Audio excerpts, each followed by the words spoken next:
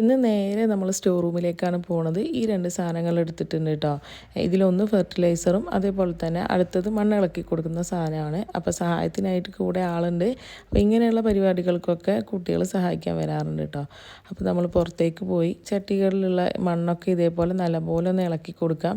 അപ്പോൾ ഇളക്കാൻ ഈ ഒരു സാധനം തന്നെ വേണമെന്നൊന്നുമില്ല കേട്ടോ. കുറച്ച് ഉറപ്പുള്ള ഒരു കമ്പുണ്ടെങ്കിൽ അത് വെച്ചിട്ട് നല്ലപോലെ ഒന്ന് ഇളക്കി കൊടുത്താലും മതി.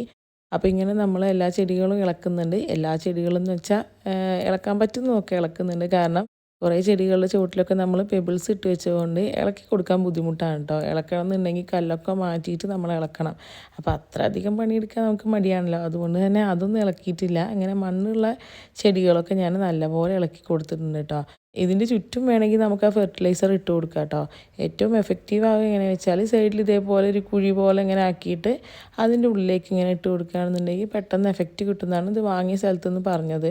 അപ്പോൾ അതേപോലെ തന്നെയാണ് നമ്മൾ ചെയ്യുന്നത്. അപ്പോൾ ഈ ഒരു ചട്ടികളിലൊക്കെ ഞാനൊരു 10-15 ദിവസം മുന്നേ ഇട്ട് കൊടുത്തിട്ടുണ്ടായിരുന്നു കേട്ടോ. അങ്ങനെ എല്ലാ ചട്ടികളിലും ഇട്ട് കൊടുക്കുന്നുണ്ട്. ഇനി നമ്മളെ പെബിൾസ് ഇട്ട ചട്ടികളാണ്.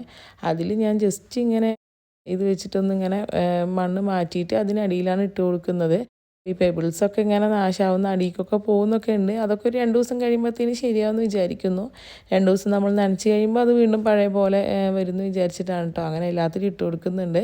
ഇപ്പോൾ നമ്മൾ ഒരു പ്രാവശ്യത്തെ വളപ്രയോഗത്തിന് ശേഷമാണ് ഈ ചെടികളിലൊക്കെ ഒരു പച്ച കളറൊക്കെ വന്ന് തുടങ്ങിയത്.